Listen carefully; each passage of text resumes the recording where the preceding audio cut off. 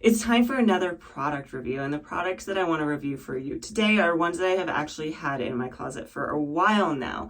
I've been meaning to get to this review, and it keeps slipping through the cracks. I find other things that I want to do first. So I'm happy to finally get to this one.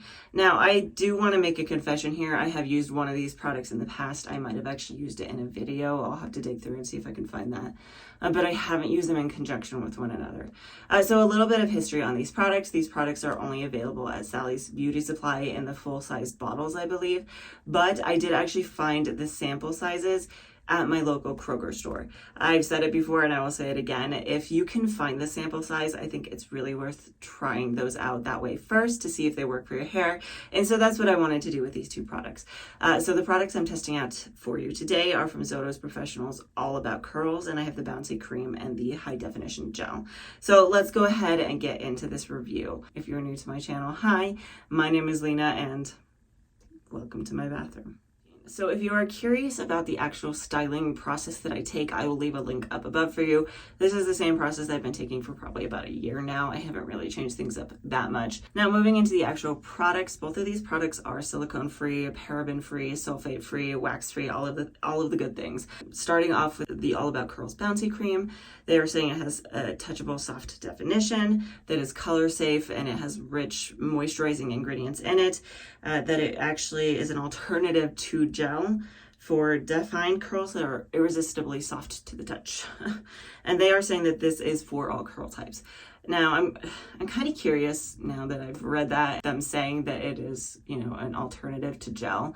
So this might be a one that I do a future battle with some of the other curl creams that I have that claim the same thing. I actually think I have one or two other ones that I could pair this with. So let me know if you want to see that battle down below. So this cream is very lightweight. It's not super thick, but it's also not really runny. It's a pretty standard cream consistency and appearance. The smell of it has a little bit of a floral scent to it, but it's not really overpowering. It's a pretty light scent. So that's also very nice. Other than that, I put this in my hair. I went in with about a teaspoon amount on each side of my head. That is pretty normal for me with creams and stuff like this, because any more than that and I risk just using too much. So this is pretty standard for a consistency for a cream, so that seems like a good amount to me. I worked it through my hair. It has a decent amount of slip to it. I didn't really struggle with knots or tangles or anything like that, but it wasn't really anything that blew me away. It was pretty middle of the road. Now talking about this product itself, this does have hydrolyzed soy protein in it. That is about halfway down the list. It does also have some glycerin in it, but that is pretty far down the list as well. So if you are glycerin sensitive, it probably won't bother you too much. Other things of note is that this does have polyquaternium 55 pretty high up on the list. That does have a potential for buildup. So if you aren't using clarifying shampoos, then this could build up on your hair. But the other benefit of polyquat 55 is it is a heat protectant. So if you are using a little bit of heat on your hair when you're diffusing, it will help protect it from any damage. The last thing of note is this does have some shea butter as well as coconut oil in it, but both of them are about halfway down the list. So I don't think it's going to be too heavy for finer hair or looser textures. I did then go in with a brush and really just make sure that I worked this through every single strand, made sure that it got everywhere before going in with the All About Curls High Definition Gel. Now this particular gel seems like a pretty standard gel to me. The consistency, the appearance of it just are very gel-like. It's a clear consistency. It's not really runny. It's not super thick or anything like that. The scent of this one is pretty similar to the other one with a light floral scent. But both of these, the scent of them was pretty much gone as soon as I blow dried my hair. So I went in with this gel and I did rake this through my hair because I did feel like this wasn't so thick that I couldn't get away with that. A few things to note about this particular product. It does have glycerin as the 5th ingredient. So if you are someone who is concerned about glycerin and it does weird things to your hair, or maybe you live in a really humid environment, this may not be the product for you. That being said, the other ingredients just look very gel-like, copolymers, things like that are going to give you hold. And then it does also have hydrogenated castor oil in it. Now for this particular product, they are saying that All of the control without the crunch. This styling gel delivers strong hold while locking in moisture and boosting shine. It leaves curls firmly defined without all the frizz, and that it's for all curl types that crave a strong hold without the crunch. I was interested to see how that would hold up. So I micro popped my hair, tried to get as much moisture as possible, and then I did go in with just a little bit more of the gel. This time I did water it down a little first before glazing it over and scrunching it in. And then I diffused my hair for probably about 30 minutes. Now I will note here really quickly, I don't know if I just didn't apply enough of this product or what, but about halfway through I did notice I was starting to get some frizz in areas.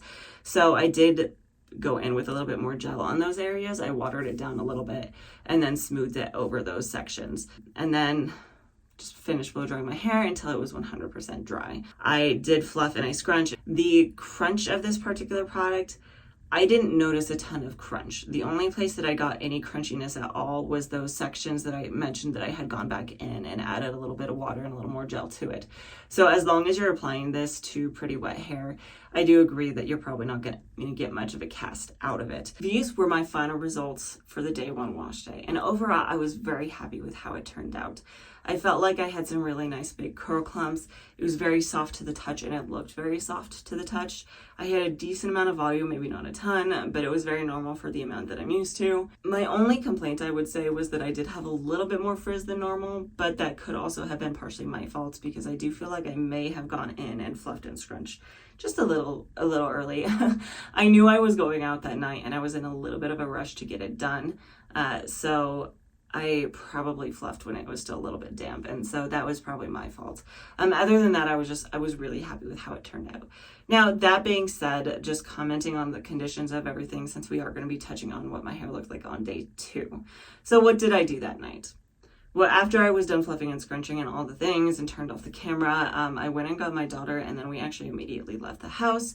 My niece was in a play, and then on top of that, we also went to dinner afterwards, and that in and of itself typically would lead to maybe a little bit of frizz. But I do live in Colorado, and Colorado has been heck of windy lately. It's been pretty crazy. So I went outside and I did my best. I really did. I tried to find a way to protect my hair that would result in the least amount of ruffling and frizz and stuff as possible. I took a buff that I have and I put it on kind of like a headband, and then I just pulled it down as far as it would go. Unfortunately, that still left a decent amount of my hair exposed, which I then tried pulling my jacket over to cover it. But I think just taking the buff on and off throughout the evening, as well as the little bit of wind that did get to my hair, and then probably the touching, since I touch my hair a lot, sometimes I even kind of did this to protect it.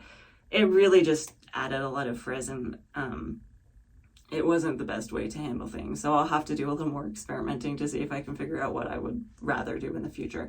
Now, that being said, with that in mind, this is what my hair looked like after I pulled it out of the buff. So you can see it was pretty stretched out. It's pretty flat in areas. The kind of left side of my head really just didn't hold up well at all.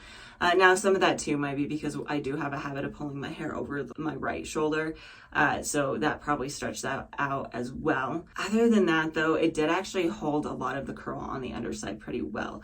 So that being said, I decided that I did want to go in and refresh my hair. Now, because it was kind of in poor condition and I had really stretched it out and all that kind of stuff, I did actually go in with a decent amount of water. I went in with my continuous spray mist bottle, really wet it down, and then I took some more of the high definition gel and I did mix it with a little bit of water before glazing it over my hair.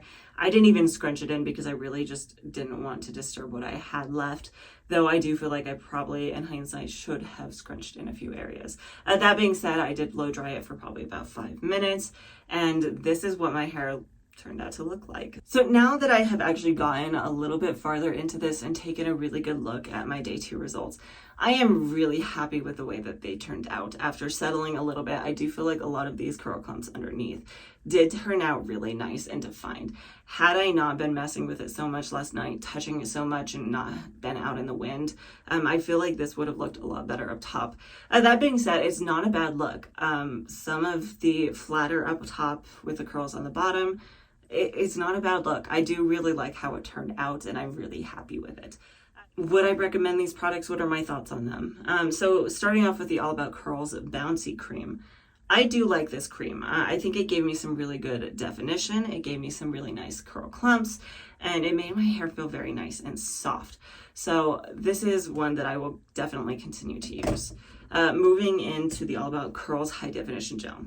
A few things on this one. When they say crunchless, I would pretty much agree. If you're putting this into relatively wet hair, this is not going to give you much a curl cast. If you were to apply this to a little drier hair, so maybe if you styled a little bit more damp, or if you did something more like the Smesters technique where you got about halfway through drying and then you stopped and then you applied a little bit more of this water down to your hair and then finished drying, you might get a little bit more of a cast out of it, because like I said, on those areas that I add a little more that were getting frizzy, I did get a minor cast on them. That being said, when they say that it's ultra hold and it's a strong hold gel, I would probably disagree on that one. When I think of hard hold gels, I think of things like the Not Your Mother's Curl Talk hard hold gel. They're going to give you a very strong cast that might actually be kind of hard to break. And this is not what I would define as a strong hold gel. I would put this in the category more of a medium hold gel. But I will also say that strong hold gels can be really hard to work with. So this could be a good alternative if you're looking for something with some decent hold and you don't like working with strong hold gels. Overall though, would I recommend these products? That is kind of contingent on a few things. Full size bottles of these are a little closer to like $12 or $13. I will leave links down in the description box below to all these products so you can find them if you want to. So that being said, the full size products I believe are only available at Sally's Beauty Supply. So it really depends on if there's one close to you and if that's a place that you shop very often. If you do shop there and it is something that you've been curious about, I would say give them a shot. They gave me some really good results that I really do like and I'm really happy with, and so I would recommend these products. And I'd love to hear your thoughts in your comments if you've tried these products before. Would you recommend them? Would you give them a shot now that I've kind of gone through this with you? That being said, please do like and subscribe if you like content like this. I do post a new video every Tuesday. I talk about product reviews. I do styling routines, a lot of just healthy hair, wavy, curly hair stuff in general. So hopefully I will see you next time.